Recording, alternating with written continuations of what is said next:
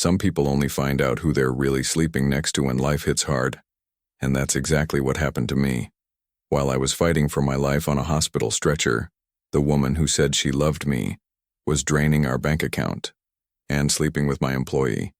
While I was barely holding on, she was stripping me down, not just financially, but emotionally. And to make it worse, she did it hand in hand with the man I paid every month. I didn't yell. I didn't cry. I just started putting together the coldest, most calculated plan of my life. And by the time they realized, it was way too late. This story isn't just about betrayal. It's about emotional intelligence, strategy, and justice. Because if there's one thing I've learned, it's that you don't fight cowardice with impulse.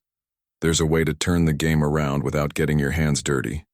And here I'm going to show you how an ordinary man, heartbroken and nearly broke, turned the tables and made his betrayers pay with interest. But before I tell you how it all went down, let me ask you, how far would you go to defend what's yours? Life has a way of sending warnings, but some people only learn when their body finally gives out. That's exactly what happened to James Miller, a 50-year-old mechanic, honest, hard-working, and proud of his garage. That morning, while working on a truck clutch, his heart gave him the bill for years of quiet sacrifice. A client saw something was seriously wrong and called for help, saving James by a thread. The ambulance got there fast, and as he was rushed away, unconscious, the world he knew was falling apart, without him having a clue. And when we talk about betrayal, it often shows up wearing a smile, disguised as care. Jessica, his wife of almost 2 decades, should have been his rock in that critical moment. But right then, while James fought for his life, she revealed who she really was. Instead of fear or concern, she saw opportunity. With full access to their joint account, she quietly transferred nearly $38,000 to an account in her own name, then vanished with the money without leaving a trace. That wasn't even the beginning of the heartbreak. That was just the appetizer. This story isn't just about emotional infidelity. It's about betrayal of character, which eats away at any relationship from the inside out. Anyone who's trusted blindly knows how brutal it is to wake up and realize everything was a lie. Trust is a one-way street. It takes years to build, and just one moment, one bad choice to collapse like a house of cards. Lying in that hospital bed, still under anesthesia, James had no idea that the woman who promised in sickness and in health was busy wiping out everything they'd built. And it wasn't even the first time there were red flags. He just chose to ignore them, like many do in long relationships where routine hides signs of infidelity. That's why I always say, pay attention to the little things. Sometimes betrayal doesn't start with a big move, but with a weird conversation, sudden coldness, or too many convenient excuses. Jessica had been at this for months, smiling at James in the morning and sending hidden messages at night. While he was thinking about their future, she was planning her exit. That's the kind of pain that's hardest to explain. Being betrayed not just by someone you love, but by someone who knew your vulnerabilities and still chose to hurt you. Let me know when you're ready for the next block. James's pain wasn't just physical. It was emotional, psychological, existential. Going through a medical crisis already leaves you vulnerable. But going through that and discovering a betrayal this deep, that's like being hit twice, and there's no painkiller on earth strong enough to fix it. The question that kept echoing in his head as he stared at the hospital ceiling was, how could someone do this, right now? That kind of doubt eats you alive. But sometimes, that's exactly the spark a person needs to rise again, colder, sharper, and more strategic. Because while Jessica celebrated her silent heist, she had no idea that hospital bed wouldn't be James's end, but the starting line for something much bigger. And that's the moment the story began to change direction. Because what comes after a fall, when someone rises with full awareness, can be far more dangerous than the fall itself. James left the hospital physically weak, but something inside him was wide awake. He was no longer the same man who had been carried in by paramedics. The betrayal he suffered ran too deep to forget, and too painful to let slide. Instead of going home, he went straight to his brother Mike's place.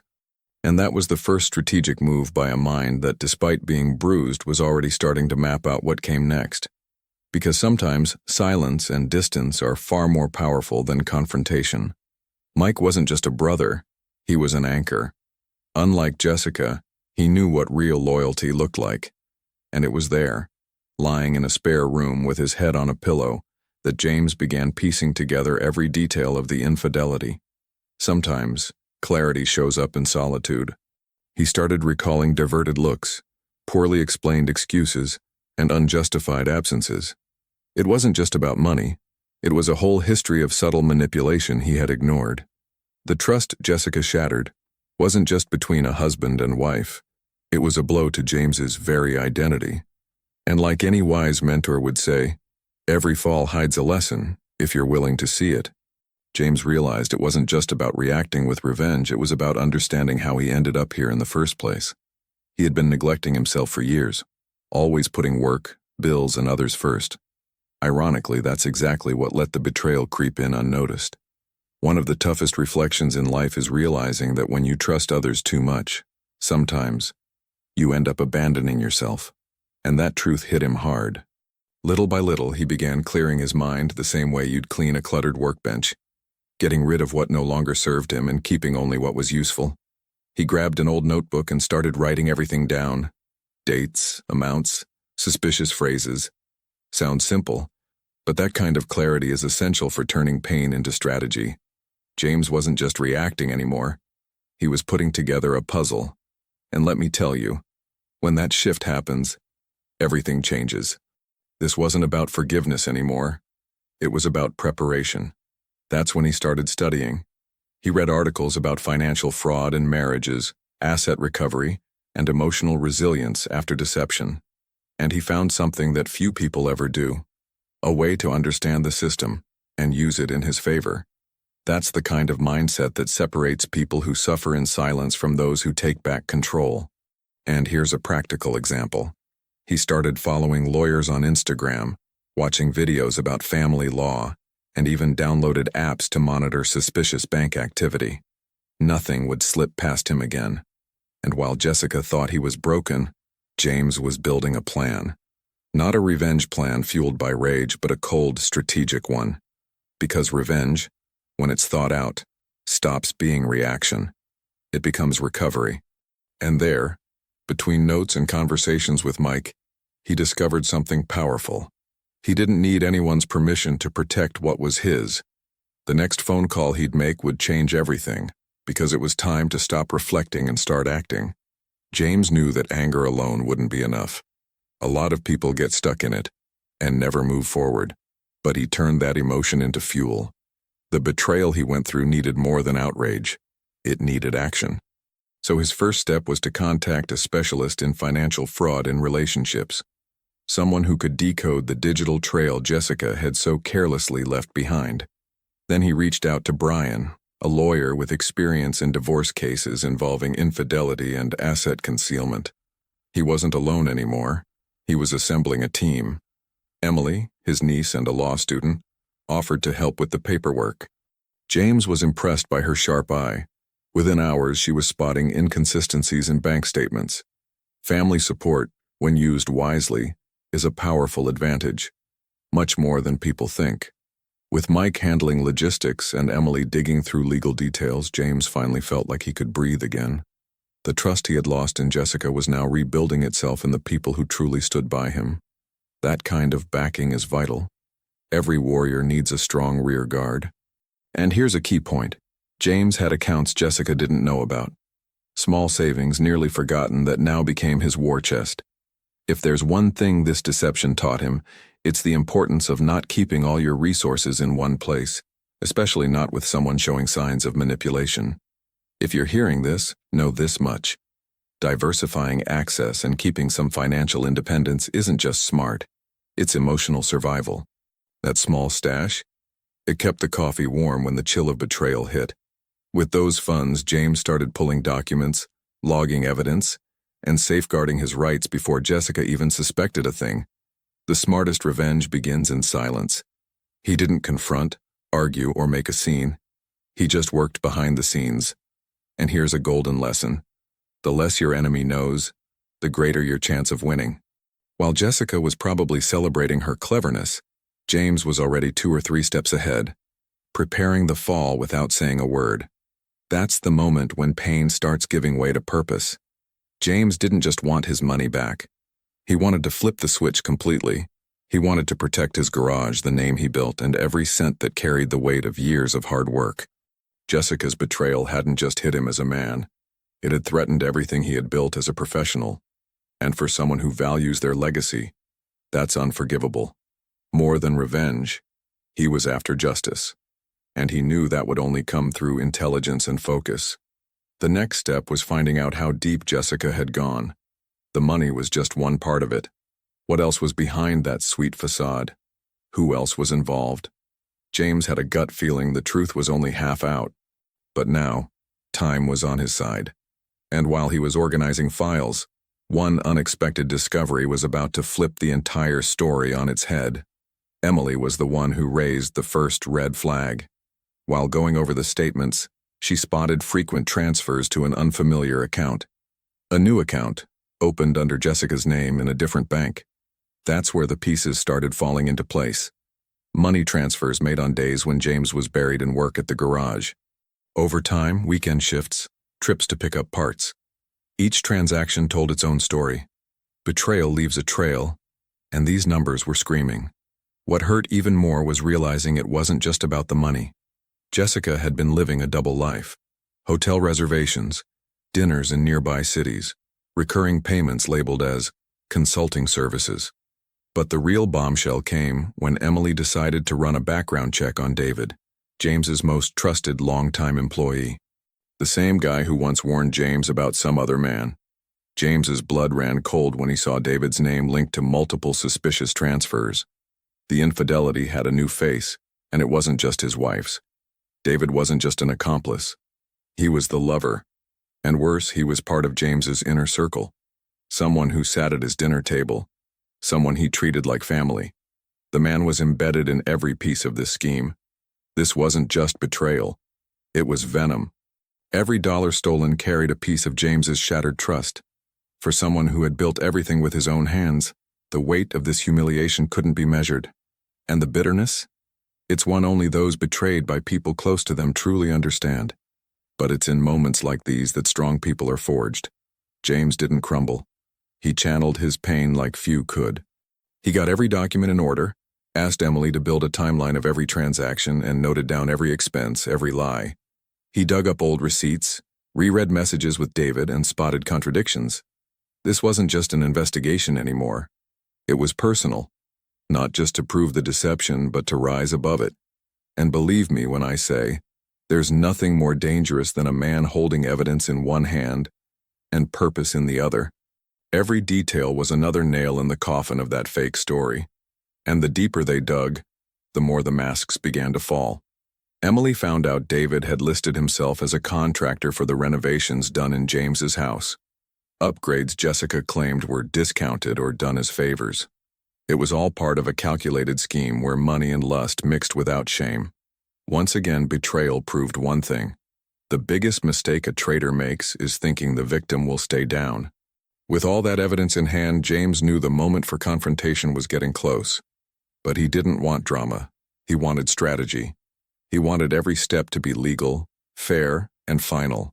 Because now, more than ever, he understood. Revenge doesn't have to be loud to be devastating. And his next move would be made in court, where the roles were about to reverse for good. James wasn't a lawyer, but he quickly learned the value of having the right professional on your side. And Brian wasn't just any lawyer.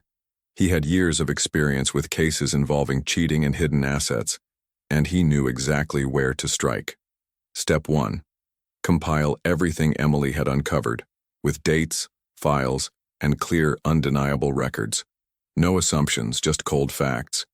And in these kinds of situations, clarity is a weapon. There's no defense against hard truth laid out with precision. With that, Brian filed an emergency petition to freeze Jessica's assets.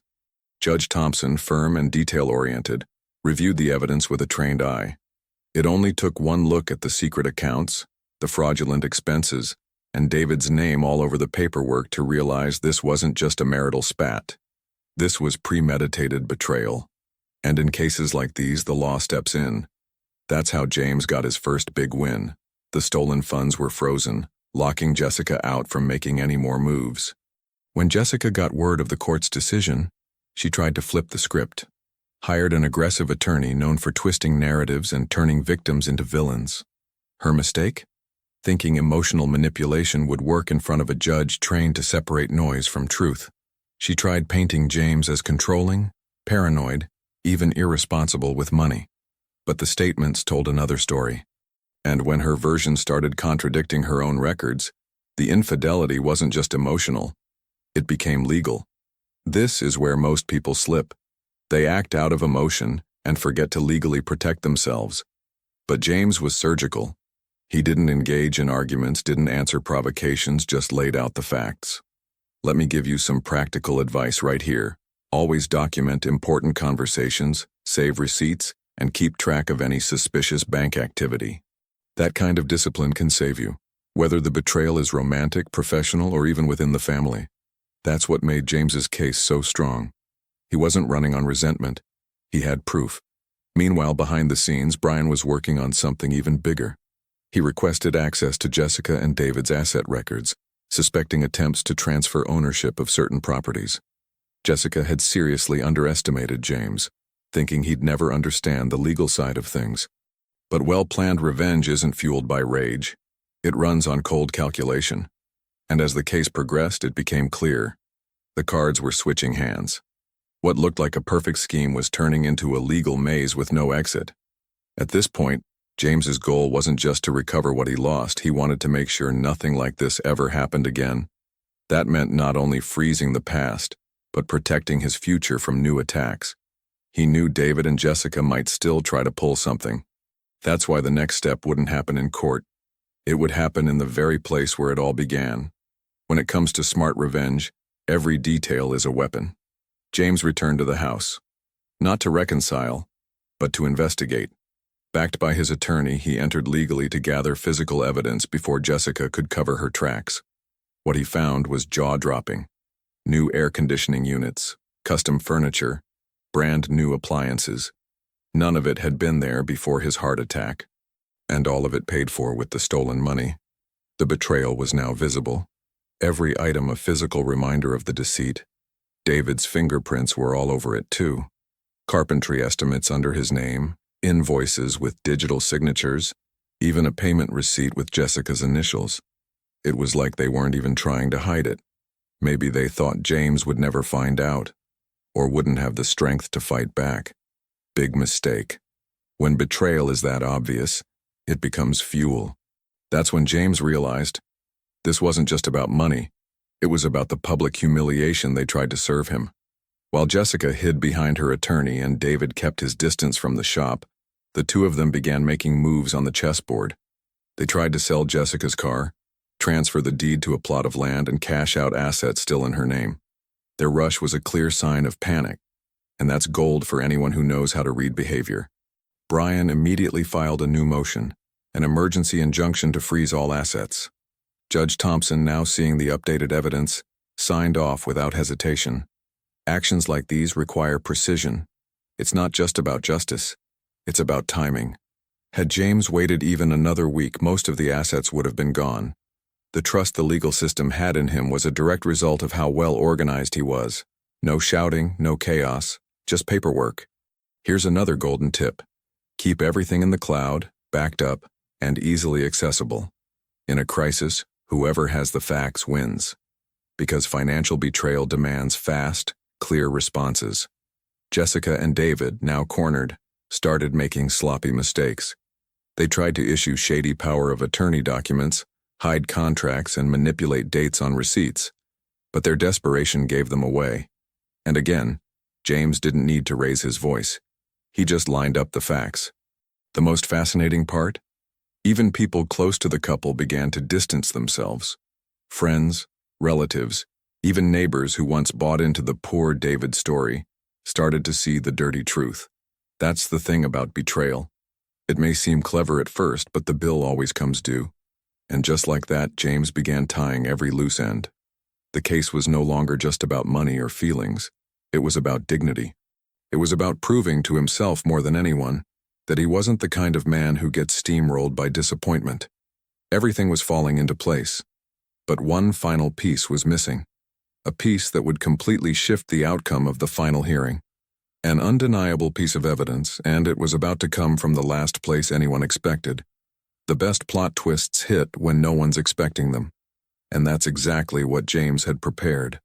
By now, Jessica and David were starting to realize they had lost control, but they had no idea that one careless mistake would land them directly in the crosshairs. During a heated argument in the garage, thinking they were alone, James caught them red-handed, and he didn't just see them. He recorded the whole thing on video with crystal clear audio. They argued about the renovations, the stolen money, and even considered running away. That was the missing piece. This video became the cherry on top. In an already tense courtroom hearing where Jessica still tried to play the victim, the footage was shown. There was no room for denial. The two were caught, clearly discussing how they had hidden funds, faked receipts, and taken advantage of James's trust. The mask fell. The judge's expression changed, the opposing lawyers went silent, and even people in the courtroom shifted in their seats. At that moment, betrayal stopped being an accusation. It became undeniable evidence. James's revenge wasn't just calculated, it was justified. Judge Thompson didn't flinch. He awarded James full ownership of the house and the truck and ordered a court-ordered freeze on all assets linked to Jessica and David. The ruling was firm, detailed, and left no room for emotional appeals. That's the power of well-executed revenge. It doesn't need to scream. It just needs to be solid. And by then, James wasn't just the betrayed mechanic. He was a man who faced betrayal with strategy and dignity, and instead of falling apart, rose above it all. Jessica tried to mask her defeat. She cried, blamed the system, and even accused her own lawyer. But none of it worked anymore. The truth had its own spotlight. David, her once silent partner in crime, couldn't handle the pressure. He began pulling away, avoiding any direct involvement in the legal proceedings. Whatever bond they had, if any, was now crumbling. And that's how it always is. Betrayal based on convenience doesn't survive hardship. What started as a partnership turned into division. The house built on lies was collapsing. James's posture throughout the entire ordeal was perhaps the most admirable part. He didn't gloat. He didn't rub it in. He just took a deep breath and thanked himself for not reacting emotionally when everything fell apart. Because exploding is easy, but winning with class takes strength. Here's a final takeaway from a mentor's perspective.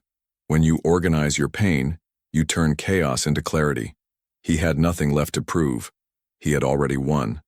And the most symbolic part? The house, once the stage of betrayal, was now a place for new beginnings. But there was one last thing to take care of before closing that chapter. Because when someone wins, the true test is what they do afterward. And James knew exactly what he wanted, who he'd keep close, and what he'd never allow again. In the end, you don't have to scream to prove you were right. Sometimes, the silence of justice is louder than any shout. And that silence was what Jessica was left with as she walked away from the case. She didn't contest the divorce. She didn't appeal. David, on his end, vanished like someone waking up from a bad dream, leaving Jessica without a ring, without a warning, and without a way back. The cycle of betrayal ended the same way it started, with abandonment. But this time it wasn't the cheater standing tall. It was the one who had been hurt. And that's worth more than any amount of money.